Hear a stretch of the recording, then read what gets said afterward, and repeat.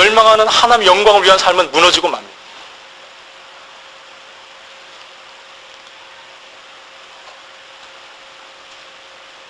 우리의 사명이 깨지는 것입니다. 우리 사명이 도전을 받게 됩니다. 느헤미야는 자신의 정직함, 자기가 자신의 삶에 정직했기 때문에 당당하게 원수들 앞에서 그것은 거짓이라고 얘기할 수 있었습니다. 자신의 정직함으로 당당하게 그 거짓을 맞설 수 있었습니다. 그것이 우리에게 필요한, 우리에게도 역시 동일하게 필요한 것입니다. 그리고 또 한 가지 우리가 마지막으로 제가 이 사명, 하나님께서 우리에게 주신 사명을 이루기 위해서 우리에게 정말 그 무엇보다도 중요한 한 가지를 더 말씀드리고 싶습니다. 그것은 바로 하나님의 도우심입니다. 하나님의 도우심. 우리가 하나님께서 우리에게 주신 사명을 이루기 위해서 우리 스스로의 충성스러움, 정직함, 성실함 다 필요하지만 정말 필요한 것은 하나님의 도우심입니다. 우리에게 임하는 하나님의 도우심. 그런데 이 하나님의 도우심이 어떻게 우리의 삶으로 오게 되는가? 저 하늘에 있는 하나님의 그 권능과 영광이 어떻게 우리의 지금 이 삶에, 내 삶에 올 수 있는가? 그것을 어떻게 내 삶으로 끌어올 수 있는가? 하는 것이 문제입니다. 그것은 바로 기도에 있습니다. 그럼 하나님께서 우리에게 주신 소명, 하나님께서 우리에게 주신 그 사명, 그것을 이루기 위해서는 우리가 반드시 필요한 것이 있는데 그것은 기도하는 삶입니다. 기도하지 않으면 하나님의 능력을 나의 것으로 만들 수가 없습니다. 하나님의 그 도우심을 우리가 받아 누릴 수가 없습니다.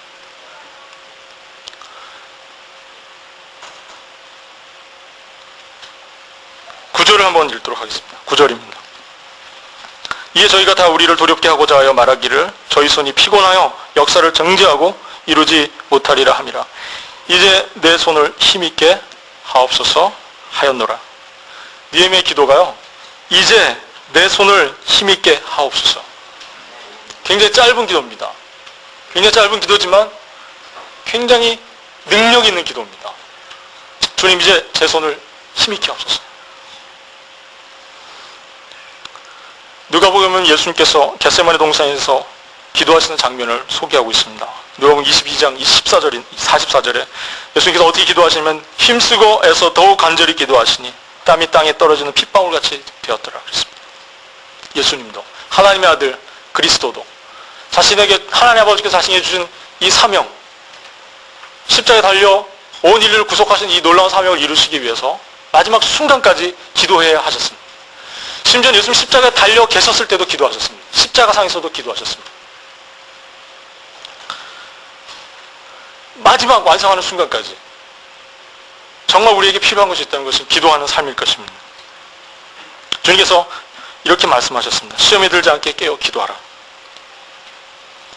우리가 최후의 순간까지 놓치지 말아야 할 삶의 패턴이 있다면 그것은 기도하는 것입니다. 기도하는 삶. 주님처럼 습관을 쫓아서 기도를 아예 우리의 삶화하는 것입니다. 생활화하는 것이죠. 기도는 우리의 영적인 호흡이라는 아주 기본적인 이야기뿐만 아니라 우리가 영적인 호흡을 하기 위해서 기도를 해야 한다고 말을 합니다.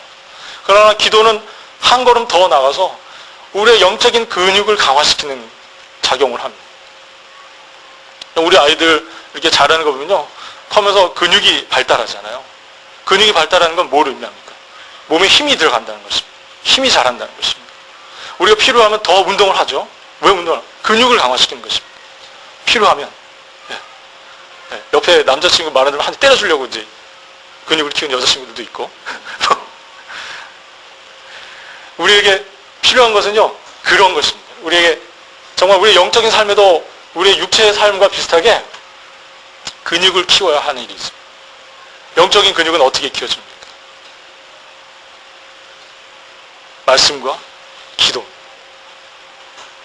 말씀과 기도만이 우리의 영적인 근육, 이 머슬을요, 하게 만듭니다. 힘이 있어야 한 방 치죠. 그래서 적을 쓰러뜨릴 수 있는 겁니다.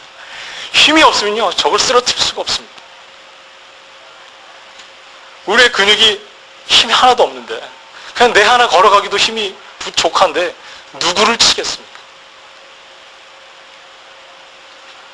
여러분, 우리가 말씀과 기도로 우리의 근육을 강화시키고 우리 영적인 삶을 건강하게 만들면요, 우리가 원수를 물리칠 수 있습니다.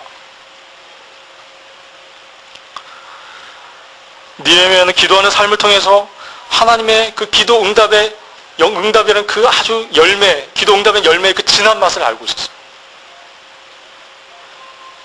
정말 기도해서 하나님께서 그 응답 주시는 것, 그것이 얼마나 달콤한 것인지를 느헤미야가 알고 있었습니다. 느헤미야는 위기 때마다 얻었던 그 하나님의 기도 응답, 그것 때문에 계속 이 사명을 유지할 수 있었습니다. 찰스 스펄전이 이런 얘기를 했습니다. 작은 믿음은 천국을 가게 한다. 그러나 기도하는 믿음은 천국을 이 땅으로 끌어내린다고 했습니다.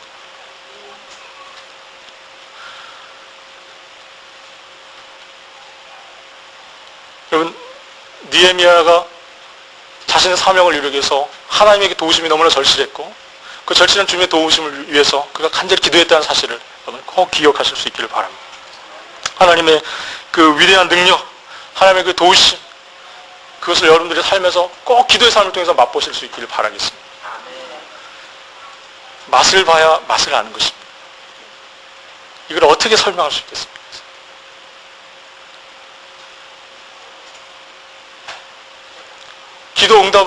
기도 응답의 맛을 본 사람은 기도를 할 수밖에 없습니다. 그러나 기도 응답의 체험이 없는 사람은 기도하지 않습니다. 너무나 당연한 이치고 당연한 논리입니다. 그런데 여러분들의 삶이 기도 응답으로 충만하시길 바라겠습니다. 기도 응답이 여러분들의 삶 속에서 이루어지고 여러분들의 기도가 여러분의 삶 속에서 이루어지는 걸 통해서 정말 여러분들의 인생이 주님 부르시는 그날까지 응답에 대한 체험으로 가득 찰 수 있기를 바라겠습니다. 이 일에 대한 모든 결과가 무엇입니까? 15절과 16절을 한번 같이 읽겠습니다. 15절과 16절입니다. 성역사가 52일 만에 엘룰월 25일에 끝나매 우리 모든 대적과 사변 이방인들이 이를 듣고 다 두려워하여 스스로 낙담하였으니 이는 이 역사를 우리 하나님이 이루신 것을 알미니라. 할렐루야. 52일 만에 성벽 공사가 끝이 났습니다.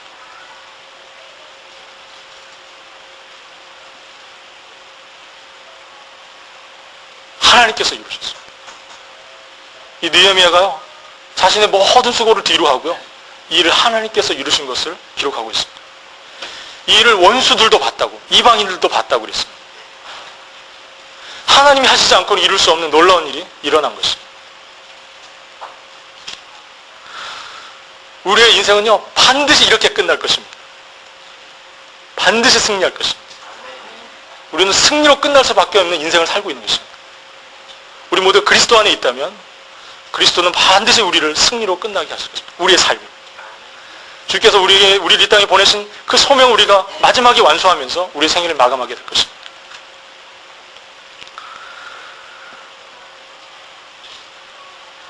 여러분의 그러기 위해서 여러분의 삶이 집중되어야 합니다. 집중되어야 합니다.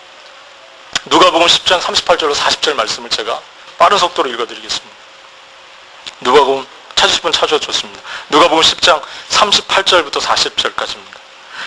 저희가 갈 때에 예수께서 한촌에 들어가시며 마르다라 이름하는 한 여자가 자기 집으로 영접하더라. 이에 마리아라 하는 동생이 있어 주의 발 아래 앉아 그의 말씀을 듣더니 마르다는 준비하는 일이 많아 마음이 분주한지라. 예수께 나아가 가로되 주여 내 동생이 나 혼자 일하게 두는 것을 생각지 아니하시나이까. 저를 명하사 나를 도와주라 하소서.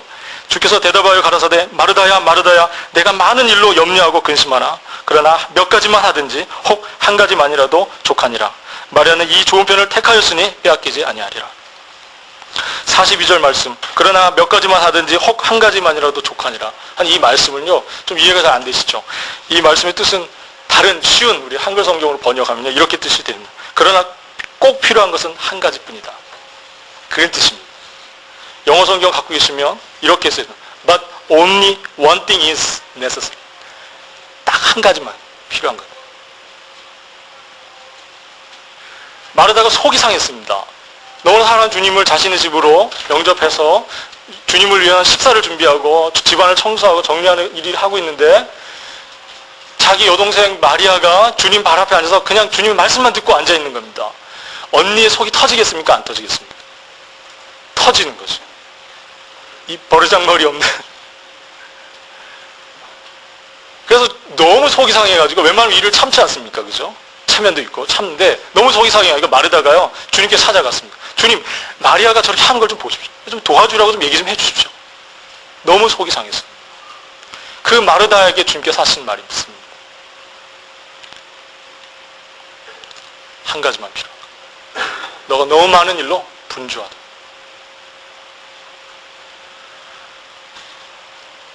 주님은 마르다를 책망하시진 않은 것 같아요. 책망하시지 않으셨지만 그러나 마르다의 너무나 분주해하고 바빠하고 어쩔 줄 몰라 하는 그런 모습을 안타까워하셨습니다. 이 마리아와 마르다의 차이는 무엇입니까? 우선순위의 문제. 무엇이 중요한지에 대한 차이가 이 두 사람의 행동의 차이를 낳게 한 것입니다. 여러분들의 인생에서 중요한 것이 무엇입니까? 분명히 여러분들이 중요하다고 생각하는 그 일에 여러분들이 시간이 쓰여지고 있을 것이고 여러분들의 에너지와 관심이 쓰여지고 있을 것입니다. 너무 분주하게 살지 마십시오. 우리에게 필요한 것은 한 가지입니다. 주님의 영광을 위해서 사는 것입니다. 내가 하는 잡을 통해서 주님의 영광을 드러내는 것입니다. 내가 하는 일과 내가 하는 학업을 통해서 주님의 영광을 드러내는 것입니다. 그것이면 족합니다. 주님이 그것이면 족하다고 말씀하셨습니다. 너무 분주하게 살지 마시길 바랍니다. 저는 이제 마치고 싶습니다. 이 본문을 마치면서 오늘도 좀 설교가 예배가 일찍 끝날 것 같습니다. 굿뉴스죠. 제가 오늘 본문을 묵상하면서 제 머릿속에 떠올랐던 한 가지 그림이 있었습니다. 그건 뭐냐면 십자가에 달리신 주님이었습니다. 그냥 상상조차 할 수는 없는 일이지만 만약 주님께서 십자가에 달리시는 그 사명을 포기하고 내려오셨다면 어떤 일이 벌어졌을까? 이건 뭐 상상할 수도 없는 일입니다. 주님께서 자신에게 주니 십자가의 사명을 포기하고 내려오셨다면 주님께도 많은 도전이 있었습니다. 정말 말할 수 없는 그 사명에 대한 도전이 주님의 삶에 있었습니다. 마태복음 27장 39절로 42절에 이런 말씀이 있습니다. 지나가는 자들은 자기 머리를 흔들며 예수를 모욕하여 가로되 성전을 헐고 사흘에 짓는 자여 내가 만일 하나님의 아들이어든 자기를 구원하고 십자가에서 내려오라 하며 그와 같이 대제사장들과 서기관들과 장로들과 함께 희롱하여 가로되 저가 남은 구원하였으되 자기는 구원할 수 없도다. 저가 이스라엘의 왕이로다. 지금 십자가에서 내려올지어다. 그러면 우리가 믿겠노라. 내려와 봐라. 너가 너 자신을 거기서 구원하고 내려와 봐라. 그럼 우리가 믿겠다. 엄청난 도전입니다. 주님은 하나님의 아들이십니다. 하늘의 영광과 보좌 위에 계셔야 하는 분이셨습니다. 그러니까 주님께서 십자가의 그 처참한 곳에 그 말할 수 없는 조롱과 비난과 신란을 들으시면서 십자가에 버텨 계셨습니다. 주님께서 잡히실 때 베드로가 흥분해서 칼을 빼들었습니다. 그때 주님께서 베드로를 자제시켰습니다. 베드로야, 내가 12영도 되어도 되는 이 하늘의 군사들을 불러서 이들을 없이 할 수 있는 것을 내가 모르냐? 주님은 얼마든지 하늘에 부리는 천군천사를 대동하실 수 있는 권세를 가지고 계신 만군의 하나님이십니다. 그러나 주님께서 하셔야 하는 그 십자가의 사명을 위해서 마지막까지 십자가에 달려 계셨습니다. 느헤미야는 마지막까지 성벽에 매달려 있었습니다. 자신이 해야 될 사명. 그래서 하나님께서 자신에게 맡겨진 일이기 때문에 끝까지 붙들어야 했었습니다. 저는 여러분들에게 다시 질문하겠습니다. 여러분들의 생애 마지막까지 붙들어야 될 사명이 무엇인지 알고 계십니까? 다 다를 겁니다. 다 다릅니다. 제가 해야 될 사명이 다르고 여러분들 각자 해야 될 사명이 다 다릅니다.